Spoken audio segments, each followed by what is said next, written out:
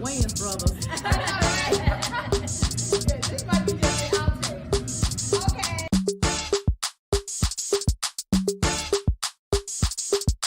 And it's a ticket talking Mazda for the biggest. That's a comma and a comma and a comma. Gotta get it. And it's a ticket talking Mazda for the biggest. That's a comma and a comma and a comma. Gotta get it. I'm a comma and a comma and a comma. Gotta get it. Comma and a comma. Gotta get it. And it's a ticket talking Mazda for the biggest. That's a comma and a comma and a comma. Gotta get it. I'm a comma and a comma and a comma. Gotta get it. Comma and a comma. Gotta get it.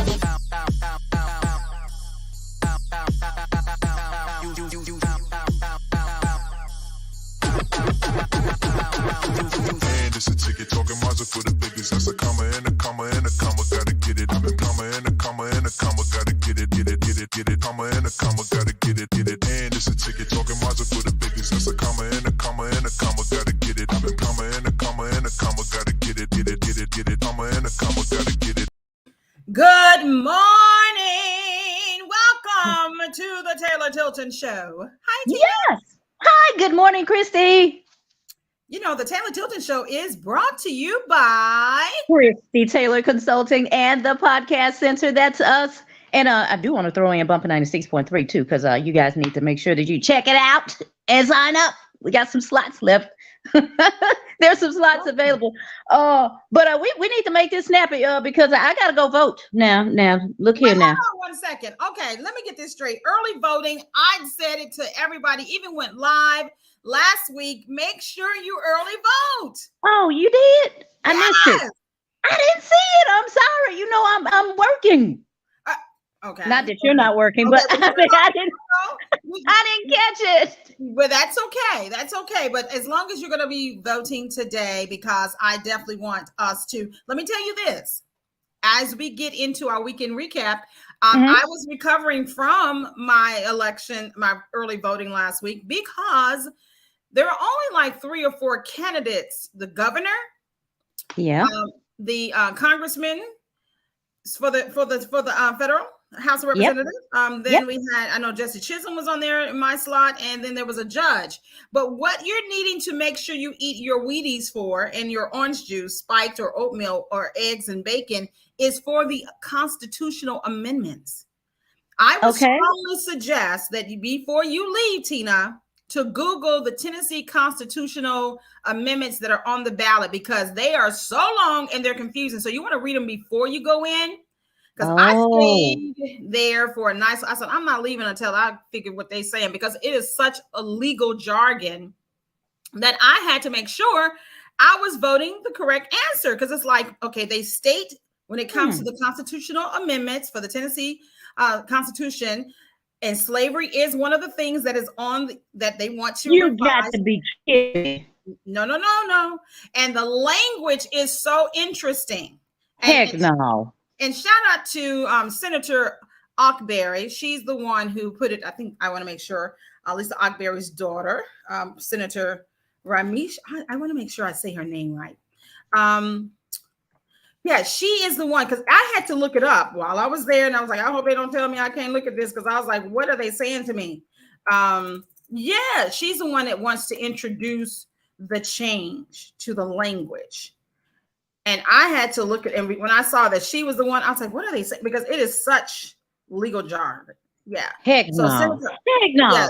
2020, hold on. November 8th, 2022, some slavery information is on the ballot. Not just in Tennessee. There are a couple of other states that have it on their election today. I mean, for this midterm election. Difficult. I find that difficult to believe. However, I'm glad you're sharing that with me, because I did not know that was on there. I just thought that I was going in there to vote the Bible. That's it. That's it. If the Bible ain't on there, I ain't voting. I'm coming out of there and be like, she sure was quick. Well, not only is the Bible not on there, slavery is. Lord have mercy. What? Something about the union is on there, and a couple of things. But yeah, I would suggest, if you're listening, even if you're, even once you, go past that voting experience, you really need to start, and I do too, start looking at our state constitutions, because there's a lot of tricky language. Hey, we are in the Delta, baby. We still in the dirty, dirty South. Oh, my mommy said good morning, and she early voted already. So good morning, Good mommy. Yes, morning. Good and I morning. do remember mom voting early. She did tell me about it. I believe I was busy filming that day, so I could not make it. But I didn't know that mama didn't tell me that this slavery stuff was on there and a Tennessee Constitution that I need to read and Come on now. pre-read before I Yes. get there. Yes, I was strongly, and also, okay, I knew that, okay, Governor Bill Lee, Republican, he's running, and of course, there are some other, Democrats, independents are also running for that seat. Steve Cohen is running for re-election, and there are a couple of people who are running against him. Like I said, I remember Jesse Chisholm was on there, and I don't even know if he has anybody running against him. But there was also, and see, this is what's tricky for me, as when there are judges on the ballot, and because, thank God, I don't have to do a lot of engagement with the legal system. So I feel some kind of way when I'm like, what particular court is this? And what does this judge do? What are they presiding over? And I was, I pretty much had seen quite a few, in the hood and in our community, certain, posters with pictures and names. So I'm like, I kept seeing that person in this community. So I feel like maybe they would represent them well. I felt kind of bad about that because I didn't know who to vote for this judgeship. And I think it's like division. Who you vote for, Christie? Tell me all your candidates. Democrat, baby. I went to the party. Okay, now, of course, a lot of people are mad. Hold on, Democrat is the right wing. No, ain't it? No. They're left?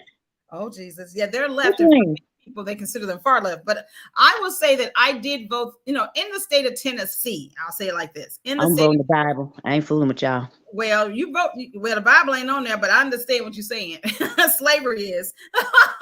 Slavery, union, and some other stuff. But I do say vote your conscience. Now, in the state of Tennessee, I tend to vote Democrat, even though I will lean to, I'm a moderate, I will do independent, especially when it gets to the federal. Have I ever voted for a Republican? Probably, but never like for large, I won't say for federal positions. I tend to vote independent or Democrat. I think, I'm moderate, but I think as African Americans, we have been programmed and taught to vote Democratic by default. And really, I never really understood it until recently, I must admit, just recently.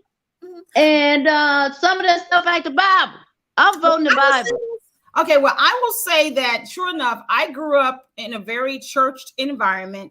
Christie Taylor, you should have been voting the Bible. Well, that's what I'm about to say. I was definitely brought up to vote the Bible, God's mind, God's agenda, God's worldview. Now, there you go. When I was missionary Baptist in Church of God in Christ, Pentecostal, there is a lot of social justice and community engagement that the Republican Party does not necessarily support when it comes to helping the poor, a lot of social, what we call social justice gospel. So my mom, we definitely would lean, particularly, like I said, if it's on a local level where you're trying to make sure that you have enough, free lunch and, sure. and, that kind of stuff that tended to be on the local and state level, Democratic, agendas. Now, on the federal, it's always, whosoever will, let them come, in my opinion. But when it came to me attending Oral Roberts University, and for those who know the history of that school, it is definitely, a European-based school, Europeans, Caucasians, whatever you want to call it. So, and then there was a very... We call it white, but go ahead. Well, I get into my philosophical that white is a delusion and that there is no such thing as a white race. I told my baby she's black. Okay. No, you know what? Correction. I did not. I'm gonna correct that. We were watching a series on PBS. I like the documentaries, and it was something about Black America, Black lives in America, something like that. And I asked my child, what do they teach her in school? Do they teach her, because the host was asking the panel, do they refer to themselves as African Americans or Black? And everyone on that panel said Black. So I asked my child that question.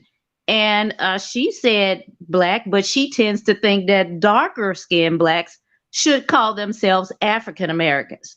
Girl, I said, girl, no, baby. No, baby. Interesting. Very interesting. Now, how she learned that or who taught, I think she just came up with that on her own, because she does compare her skin complexion to her sister's, which her skin complexion is lighter. So she tends to think that her sister should be an African American and she should be called black.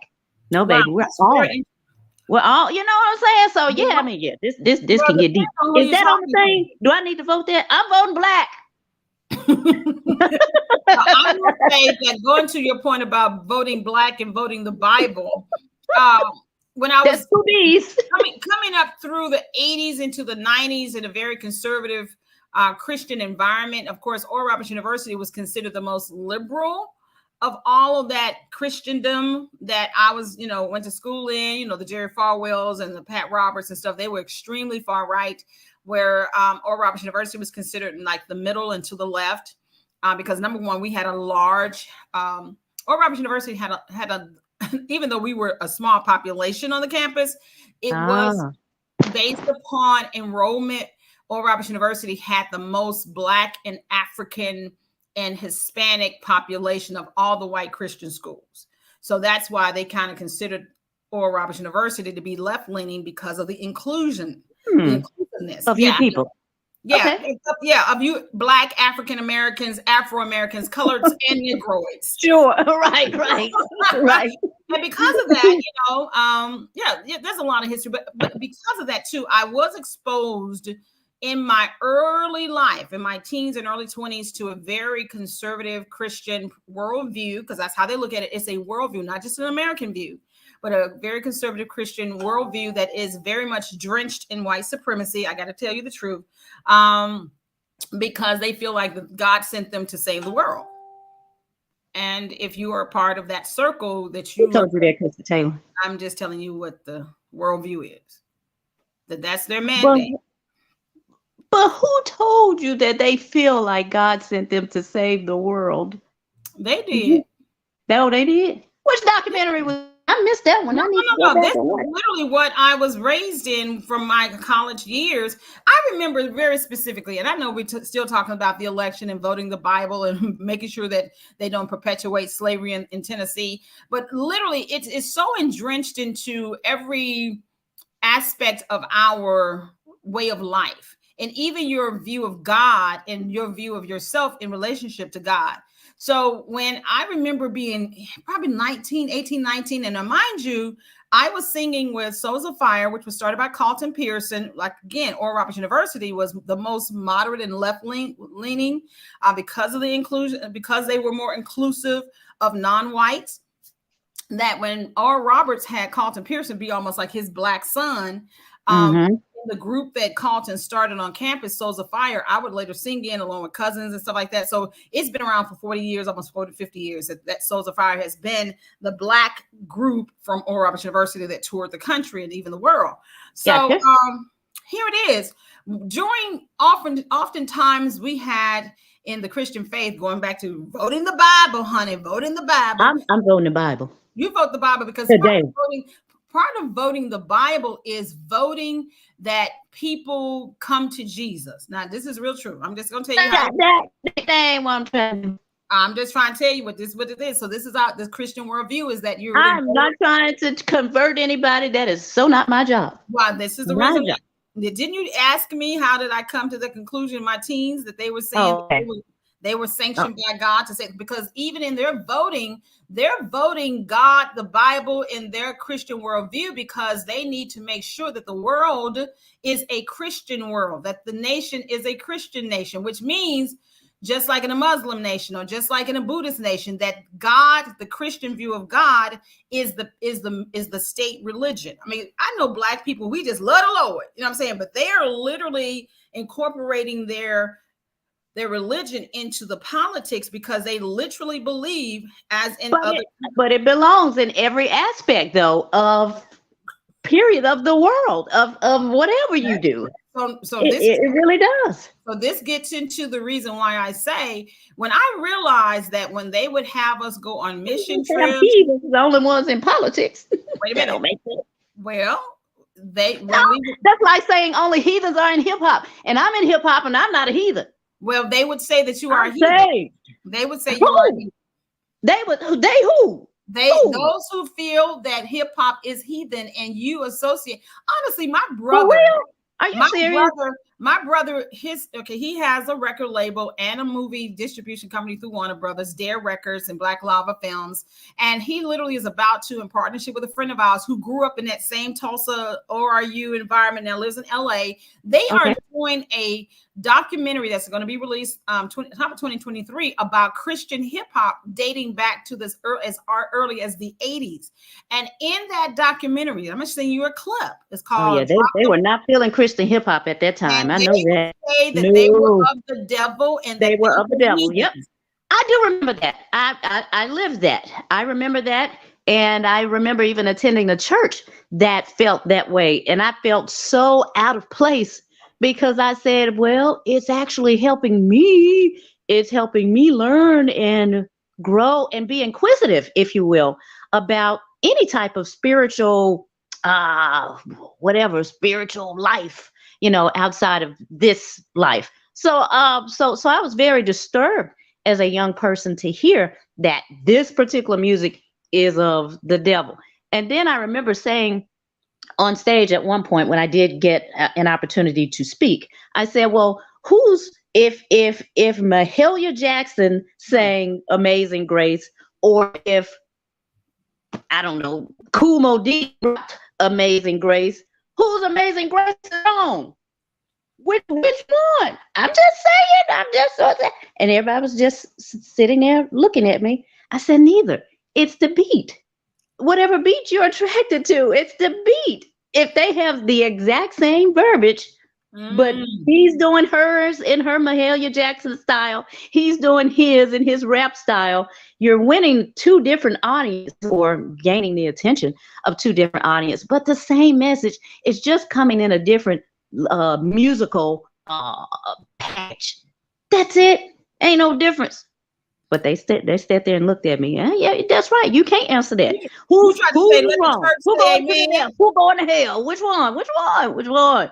But I Please. tell you, hip hop, period, even before it became gangster hip hop, and they were just telling the stories birthed out of jazz and birthed out of poetry on the East Coast about just the Black American, African American, colored people, Negro ghetto experiences. Yep, their experiences. That was laced into the fact that it is of the devil, just like now the critical race theory that they feel like is going to, they just don't want our story to be told because it basically points a guilty finger at them when it's like, no, we are in this sewage. We are in these oppressive situations that is built off of a system of containment. We're literally talking about how in 2022, we have to now have one of our African-American senators in Tennessee rewrite the language because slavery was still in the books.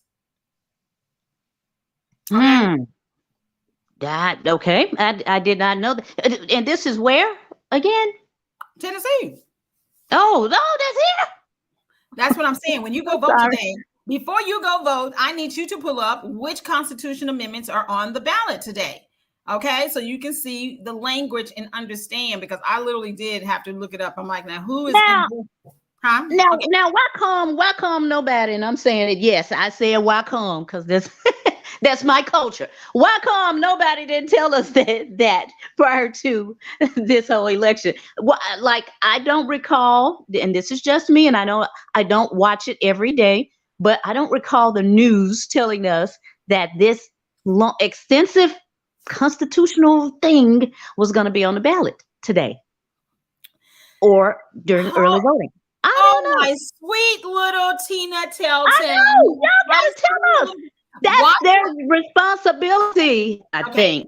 I will give you. Anyway, I'll put it that way.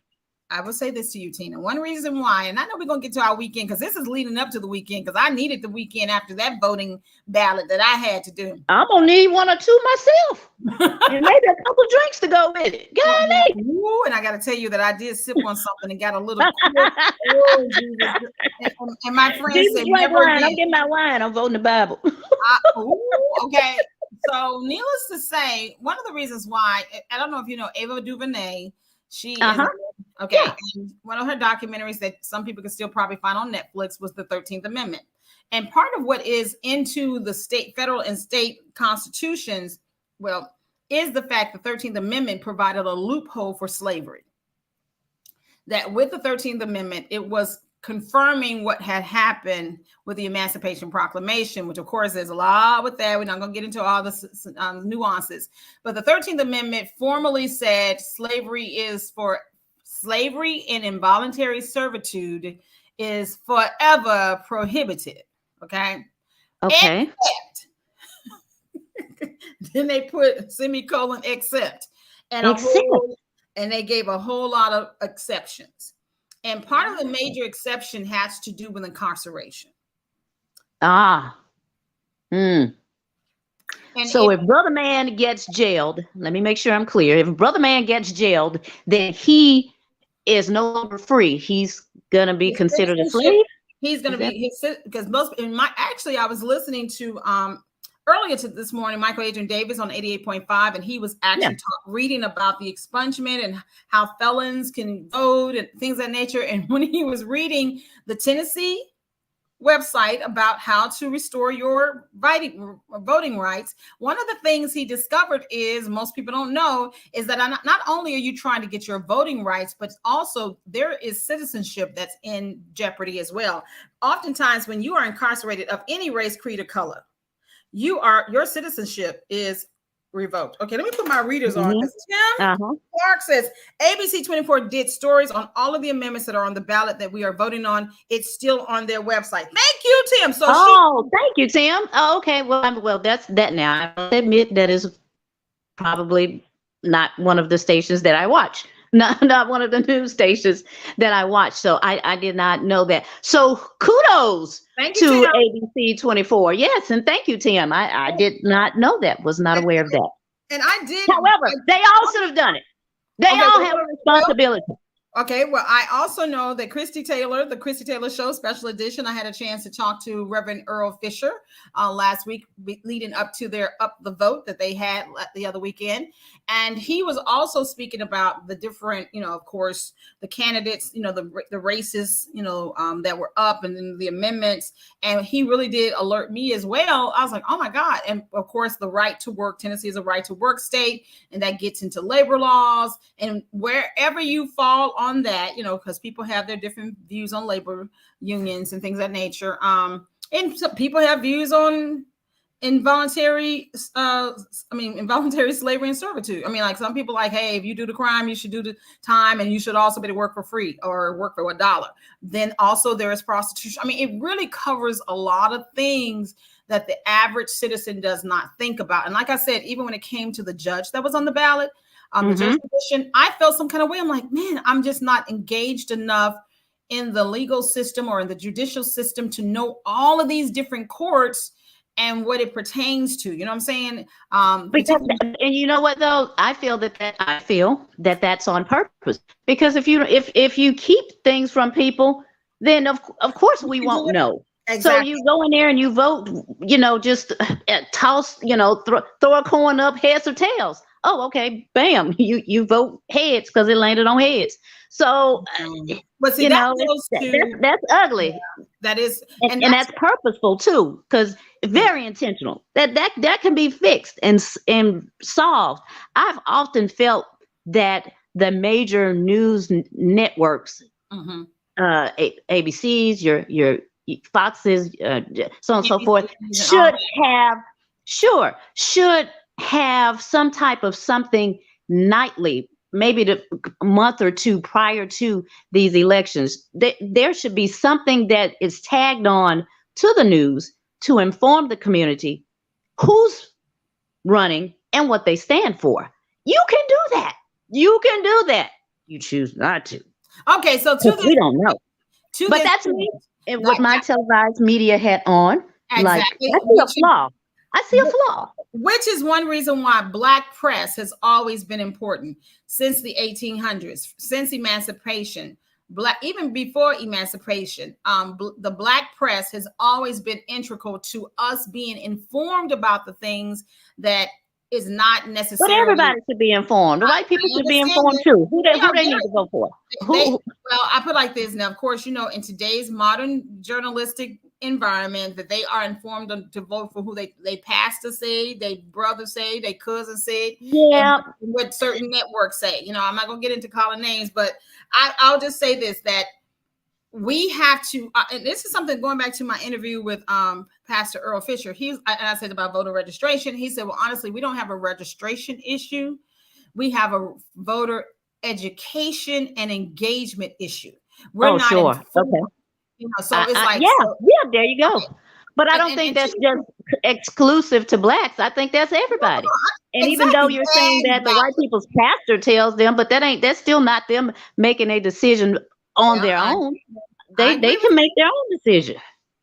I agree with you, but you have to take a moment to inform yourself. And you and I both know, being in media, that entertainment is more important to most businesses today, entertainment businesses, than information.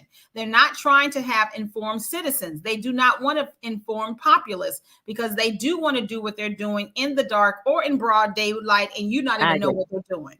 I agree. Now, how was your weekend? Shucks, you just go voting before you go. I know I am going to vote. You go to ABC 24 News website. I know. Yeah, I guess I will go there before I vote. Or probably because the lines will be so long, I'll get an opportunity to read ABC stuff before I get before I get to my booth. But and to those who were listening earlier, if there are any questions that she asked that I didn't answer, please feel free to DM me, hit me up. You can hit me up on my Instagram, the Christie Taylor Show. Of course, you can always hit Tina up as well at Tina Tilton TV. And if you're feeling like you're loving the show, there's also the Cash Apps that we have. Check it out. Come on now. You know, we're 1 year in, celebrating our anniversary all month long. Show us some love. And to the weekend, girl. So what you do this weekend? Because I have a full weekend. Go ahead. You do yours first, though. I have no idea what I did, besides the fact of tended to. No, I'm serious. Besides tending to a child that was recovering from the flu. I had a very bland weekend. But I can't say this. I sure enjoyed that extra hour of sleep. Woo! Hallelujah! Didn't that feel good? Didn't you like that? Didn't you appreciate? Don't you appreciate the fall season when that extra hour comes in and you're like, oh, I get to sleep in. This is good. Uh-oh, wait, you're quiet. Christy, are you there? I'm eating my oatmeal while you celebrate.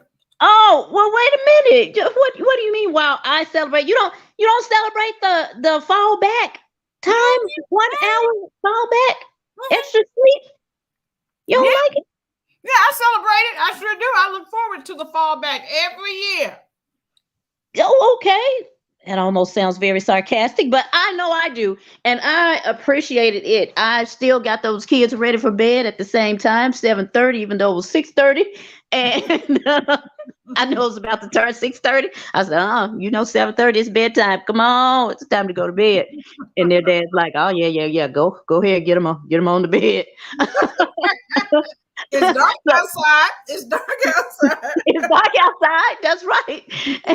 And we had ourselves a good time. However, now I can't say like a lot of people are just anti fall back. Give yourself an extra hour of sleep. And I'm like, what's wrong with them?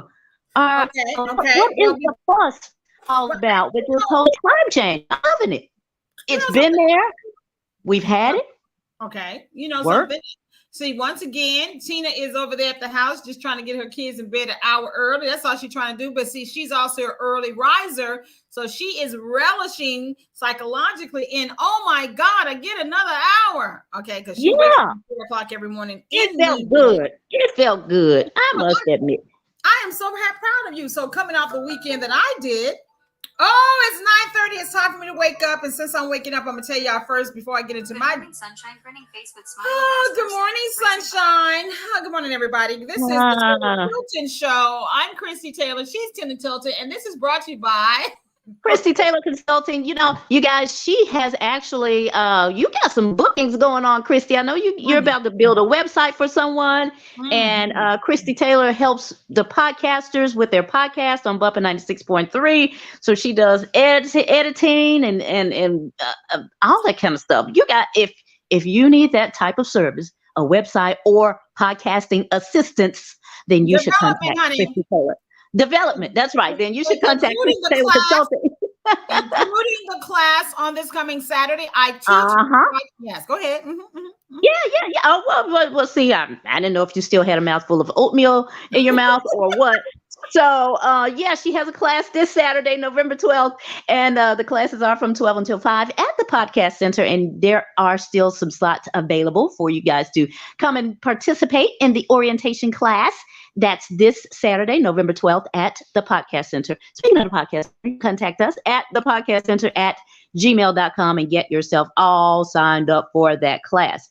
And this class is going to prepare you and help prep you for your on-air radio show on Bumpin' 96.3 FM Memphis. Yes, it is an actual FM station. It is not internet, and it is not owned by Taylor Tilton Productions or the Podcast Center. It's a Flynn Broadcasting station. I'm going to put that there. It is a Flynn Broadcasting station. I don't want Flynn coming to me nowhere talking about you're claiming my station. I done told you folk over and over that it is your show, your station. We're partners. The Podcast Center is a partner with Flynn Broadcasting in allowing you an opportunity to have your own radio show on Bumpin' 96.3 FM on the weekends. Now that the time has gone back for 1 hour, we're all good. You know what? You want to pretend? You know what? I do want to say this though. What? I want to finish about the time though, because a lot the people that have been fussing, I have actually thought about this because I am one of those parents that have to wake up early and then get my children ready for school too. And typically before the time falls back, it's dark. They still think it's nighttime and they have a rough time going to, getting up. But I think about those children that when I'm driving by, driving my kids to school, it's dark outside, but there are children at the bus stop. Yes. That ain't safe. That ain't safe at all. And I cringe when I see those babies. And I do pray for them and ask God to, provide his angels to shield them and cover them because they're just trying to get their education that they're due. But in the dark, alone, I mean, there are a few that are gathered there, but I just cannot imagine having my child or children at the bus stop in the dark waiting to go to school. So that's why that's another benefit of the fallback for me that I'm like, yes, none of these babies are standing there, at least in the daylight. There's daylight now. Benefit, definitely a benefit. Not dark anymore at the bus stop. Oh my God. I'm serious. Come on, you gotta think about these babies because these babies ain't their babies. These are babies. Most times. I got different thoughts. I have different thoughts about daylight saving time from a child perspective, having been raised out in the county and having to catch those school buses, and they have 8 or 10 of us huddled waiting outside in the cold and stuff. Okay, so you should be on my side. For me, being an adult, who loves to wake up, my alarm goes off at 9:30 a.m. when the sun has been up a good 3 solid hours. Daylight savings time or not. Exactly. See, then that's right. So here it is. Okay, but no. But to this point, actually, the recent conversation is, y'all see, she ain't let me talk about my weekend, but that's all right. I'll tell y'all about my weekend another time because I'm going to talk about this right here. Really, what people are talking about, Tina, is once again some legislation. And just like we got the legislation, you going to vote. Oh, don't go. Now, come on now. I'm just talking about the kids outside in the dark. This is what people are upset about. There is a Sunshine Protection Act of 2021 It's a bill that has been stalling in Congress since last year that is going to make daylight saving time a new permanent time all year round. So that's what the whole issue is that they're trying. Because now, mind you, the history of daylight saving time actually started in the 1800s. Y'all know I got to come with the facts. And Okay, come on. Because I haven't looked at it. I just see the kids at the bus stop and say, "Oh, good, they got sunlight now." Well, back in 1895, when there were no school buses, and yeah, but surely there was a horse and trolley taking them to school, though. They had to walk to school. If you remember, old people say, "I walked 5 miles to school." Well, when the children were walking 5 to 10 miles to their one-room schoolhouse in the dark, because they woke up at 4 like you and had to be there by 7. You know what I'm saying? Actually, it started in Europe. And they wanted to actually have it be shifted back 2 hours to the Royal Society of New Zealand. Because, the Greenwich, Greenwich, I don't know if y'all know about how the time zones are set up. And so there's always been the thing that we should all be on the same time zone, no matter where you are in the world. So then, of course, in Britain, 10 years later, so the early 1900s, they were like, let's go back 80 minutes so that people could enjoy. This ain't got nothing to do with y'all going to school. This had to do with the fact that what they call summertime. They wanted to have more sunlight to celebrate and do things in the spring and the fall, but it never made it through Parliament. But it was during the World Wars. Okay. In order to save energy on like electricity and candles, they would, during the wars in the 1916 and also later World War II, there was legislation both in Germany, Austria, UK, United States to do this daylight saving time in order to save literally energy, like I guess the grids. And so it was a wartime act. And then it was rescinded after the wars. But then I think it was, luckily, let me say that President Franklin D. Roosevelt made it standard. It became standard time until 1942, but then they reinstated it again, daylight saving time during World War II. And then just over since the 1966, they said certain states did it, certain other states didn't do it in the U.S. So by 1966, a year after I was born, Congress actually passed what they call the Uniform Time Act. So it was April to October, then it was moved to March to November. So check this out real quick. But Hawaii and Arizona, like some states are now starting to do, they're checking out. They're like, no, we're just going to do standard time all year round, where they're not going between, falling back and springing forward. And a lot of people used to blame farmers and all that kind of, and they said farmers. I did hear that. Mm-hmm. Yeah, farmers said, no, we don't want it anyway. See, I'm more with the farmers. I want to rise when the sun rise, make it in cahoots with what the planet is doing and not be manipulating the clock. So I'm more of a, if you don't rise when the sun rises, then the sun is going to rise at 4:30ish, and you're not going to get up, Christie Taylor. So I'm really trying to help you. Yes, it is. It comes out about 4:30, 5 o'clock now. The Sunshine Protection Act of 2021 has nothing to do with the sun rising or setting. It has everything to do with... I'm talking about the farmers. You and the farmers. The sun is going to rise. And you said you were with the farmers. The sun is out now, at 5 o'clock now. You ain't getting up. I'm in support of the farmers who want to raise their crops in alignment with the Earth's rotation. I didn't say I was going to wake up with the farmers. I didn't say that. I said I'm in support. Okay. Sounds almost like the same as they say identical, but okay. I think that when we manipulate clocks, and that's why people say they actually can feel it. And when you travel against time zone and stuff, you have that's when you lose an hour. That ain't when you gain one. But no, depending upon how you're traveling, east or west, across the Atlantic and Pacific, your body. So my thing is I think that we are not our bodies, our actual bodies. What do they call that? What do y'all call it? Circadian system? A rhythm. I know what you're talking about. We're out of sync with the earth. We're out of sync with the rotation of the earth and all like that. And I think we should do away with trying to control the clock and just really be more in alignment with the earth and the sun as it has been for millions. What are we going to do about our babies in the dark? What are we going to do? Now, to that point, I'm glad you brought that up. So like I said, as I would say, is the children should not go to school until the sun is up. I don't care if it was spring, summer, winter, or fall. Oh, I see what you're saying. Oh, first of all, I don't think nobody should be about that. I never thought. I don't think people should be at work until the sun is up. You know what I'm saying? Why we out? Everybody be in the bed till the sun come up. I never thought about that. Yeah. Now that just sounds quite lazy. Now y'all don't No, get that's y'all not tail up. lazy. No. Y'all get y'all tail up. Hold on. I said they should not be at school. They could be up watching cartoons, Sesame Street, getting a good hot meal, having back in the day when they were loving. I know your mama know what I'm talking about. When they would love on the children before they go to school, have prayer, read the Bible. Since you're voting for the Bible, I'm have voting the all Bible of this today. before you send your children out into the world. You'll have all that time, both parents and children, to bond between 6 and 8.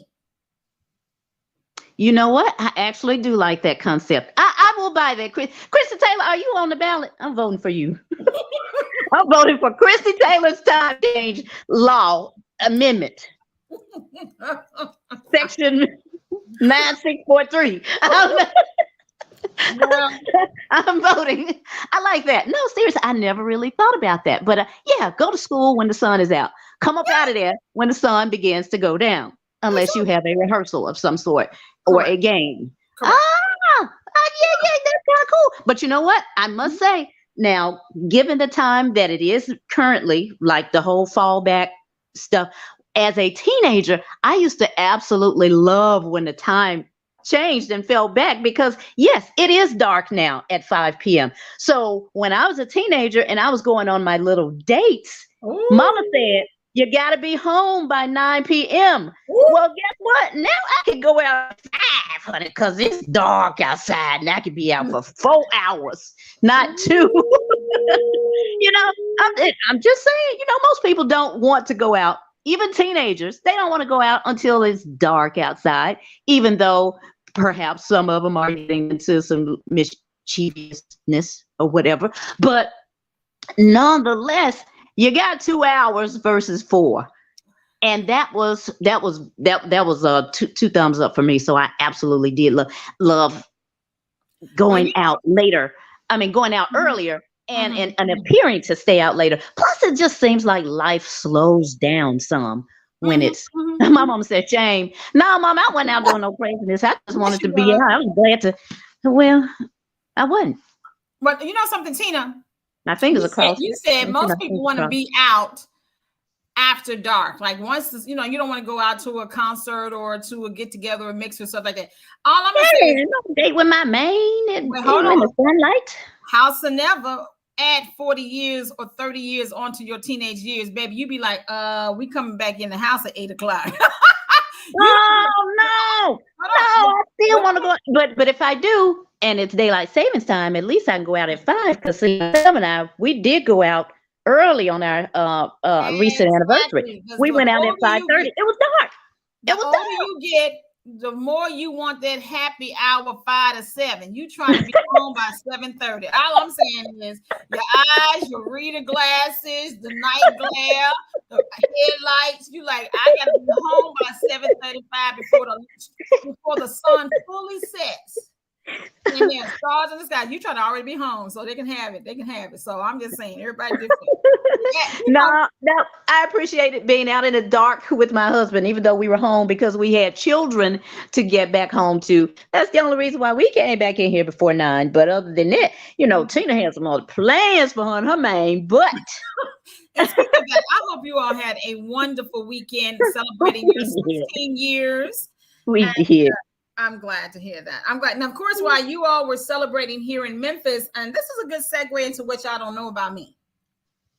What? At 9:44? 9:45 is when we do the getting to know you, getting to know all about you. Oh, you so right. I'm sorry. I'm off track. Oh, Lord, the phone got me off track. The daylight savings time got me off track. You sure right. I had to look at our sheet. Oh yeah, she's right. Getting to know you is at 9:45. Ladies and gentlemen, she get an extra 60 minutes and she's all the way thrown off. Do y'all see this? This is the reason why we should be on standard time. I'm voting for you, Christie Taylor. I'm voting for you. Please do. He is on the ballot. Write it in. Christie Okay, Taylor. What we don't know about you then? What you don't know about me is that this weekend, I went to Nashville, Tennessee for the Tennessee International Independent Film Festival to host a Memphis Music Bank mixer competition. And it was, we stayed in Franklin, but the event was taking place in Spring Hill, another bougie, rich community outside of Nashville, at this is what y'all don't know, at the World Stages Complex. It used to be the Saturn. Yeah. It used to be the Saturn manufacturing company, and it was vacant for 10 years. Somebody dumped like $130 million, and they're renovated into world-class studios, sound stages. But what y'all don't know about me is that I was somebody extra. Now, you know, I'm already somebody. God's gonna put his hand on me. But they gave us a tour when we got there Friday with some other people, you know, because, you know, they gave a tour of the facility to those who had come in because they started on Wednesday. We got there Friday. So they kept giving tours throughout the weekend. So Angela Green, attorney Angela Green, who's the executive director of On Location Memphis, and a friend of ours who was celebrating her birthday. She hung out with us in Nashville. But as we wrapped up the tour, I'm just Google-eyed. I mean, I am a kid in a candy store because, ladies and gentlemen, Tina and I knows this to be true, that we want our own humongous production facilities and sound stages and recording studios and television and radio stations and audio, all this stuff. And I mean, so I am like geeked out. Like I am like, ah. But at the end, yes, I was like, ah. That's how I was, ladies and gentlemen. I can see that. And Angela and Sharon are just laughing at me because I was like, oh, it was just too much. So at the end of our tour on Friday, a young lady who is the vice president of World Stages, she's sharing her story about her start in the industry, because she by trade is a set decorator for television and film and any type of music videos. So she professionally creates the environment that actors and musicians and singers are in when you watch a movie and all like that. The sets, she's responsible for that. Really great credits that she's done. And she said, she started sharing how she had attended, and this is going to be a connection to what y'all don't know about me, honey. I was extra somebody. She went to Middle Tennessee State, MTSU. And she said, once she graduated, one of her professors said they want to make sure that they get jobs. She said, and one of her first jobs, because, you know, we're the only chocolate drops, probably 3 or 4 of us out of all that was in attendance. And they knew we were from Memphis. She said, she was like, one of my first movies that I ever did after college was actually in Memphis. You all may not know the movie.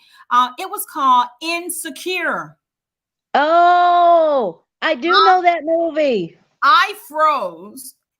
Angela and Sharon look at me, and then Sharon says to the young lady, her name was Tyler Sheldon back in the day. She's now married.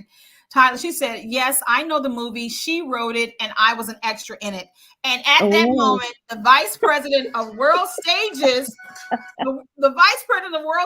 this $130 million complex, she said, oh my God. And she just started gushing on me, and the whole weekend, the chatter was started, of course, and then once I actually showed how much a ham I was the next day on Saturday, moderating the event. Now I'm an extra celebrity in Nashville, in Spring Hill, in Franklin, because the young lady who is the vice president of this fabulous soundstage complex started her career on the movie Insecure, shot in Memphis, that I was with the co-writer on. So go ahead, Christie. Honey, now I will say that in celebration, Saturday, before we left out Sunday, we decided at the hotel to get a little drinks. They didn't know I'm a lightweight, but I decided I'm gonna be a big girl, celebrate this amazing weekend, because I have some other things, Tina, I'll tell you off air that has happened.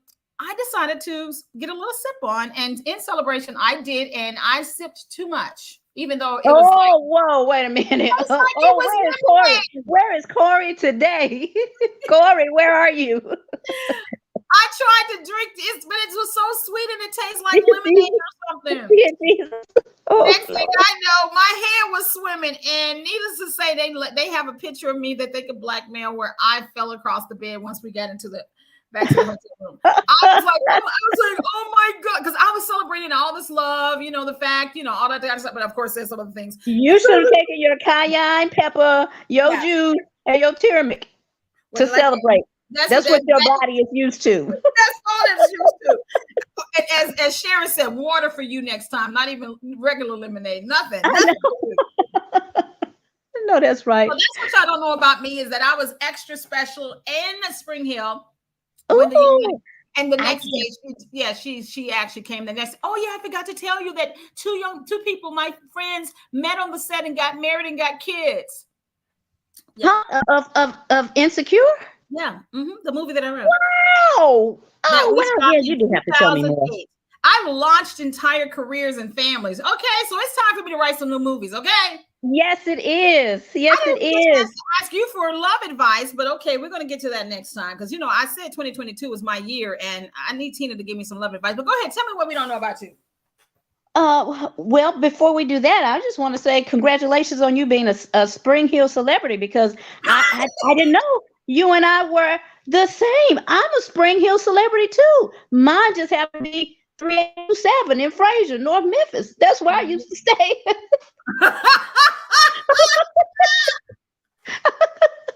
Everybody, Memphis, come on now. You know North Memphis. Y'all know Spring Hill.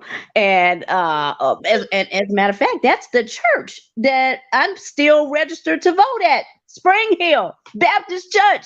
I'm voting the Bible today. At the church when I get off air. But anyway, yeah. But that wasn't my getting to know you. I just had to say that you and I both are Spring Hill celebs. That's something else, ain't it?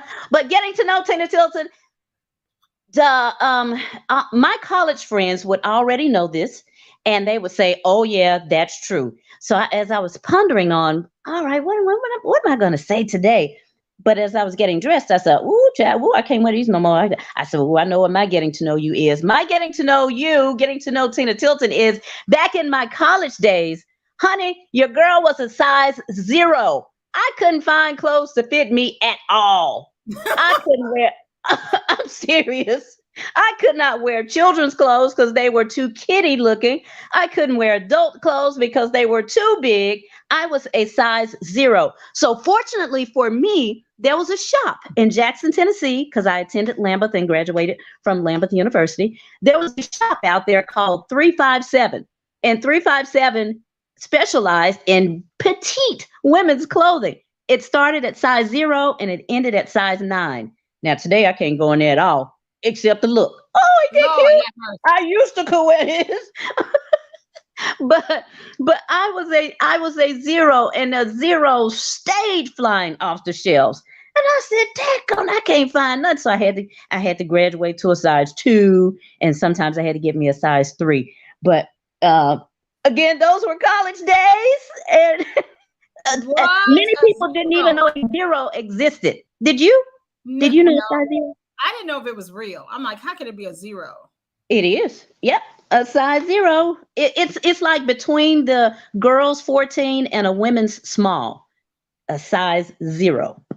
And that was my size. Of course, we're not going to talk about what we would now wear. So let's just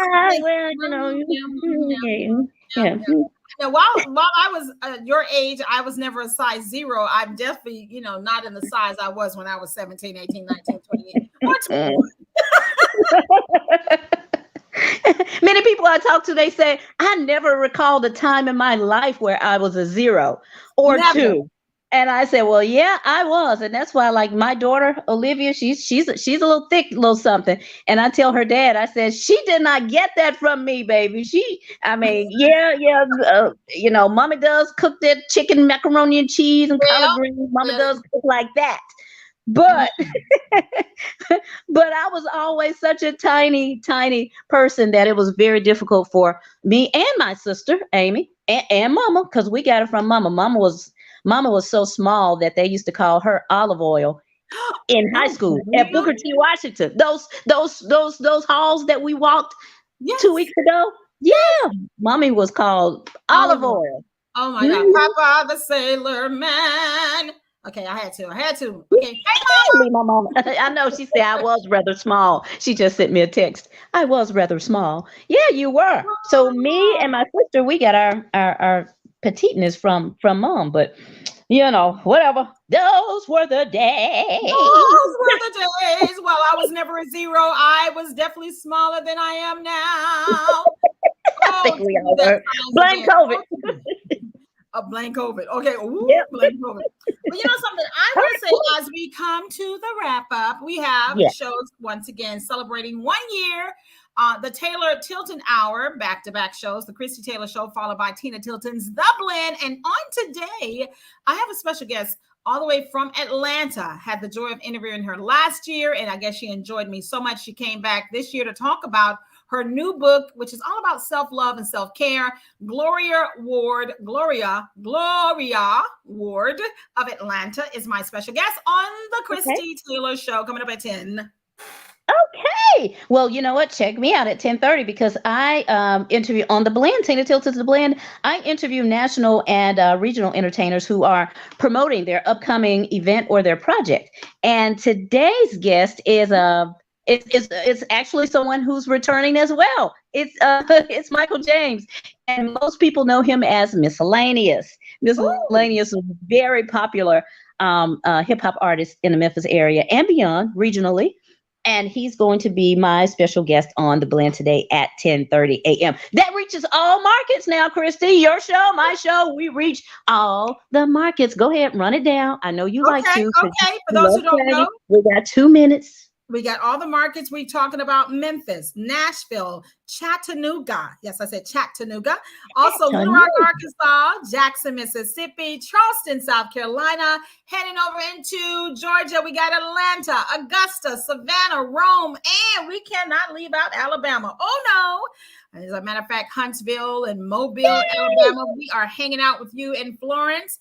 And, you know, as a matter of fact, if you all want us to come to your city, if you're listening, be sure to reach out to us. Go to the podcast center at gmail.com. Send us some love. Let us know, hey, we want the Taylor Tilton Show on the road. And okay. I really do want to go on the road. I really want to go on the road. What are we going to do? I don't know yet. Just bring us there. We'll figure out something. Oh, bring us there and we'll figure it out. Oh, my gosh.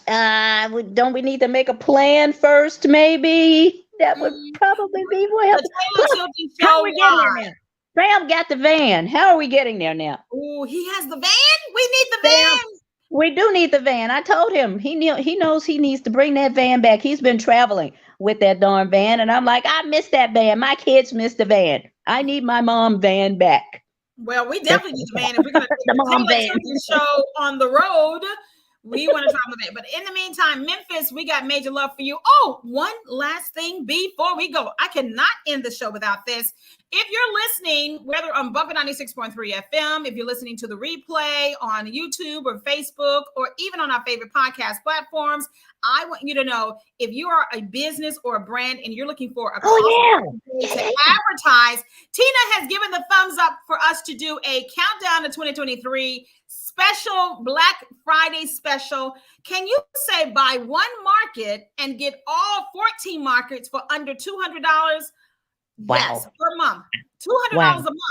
Wow. Okay, well, it usually be over $2,000. She said, we're going to give it to you for a countdown. And if you lock in your dates, more than 3 months, 6 months, 9 months, you will only pay $200 per month for the entire 14 markets. So buy one market. So buy the Memphis market and get all the markets. So over 1 million households. I had to make sure I dropped that. So I'm if glad you did. Yeah. Okay. So you ready? I'm ready. Thank y'all for coming out. God bless. Good night.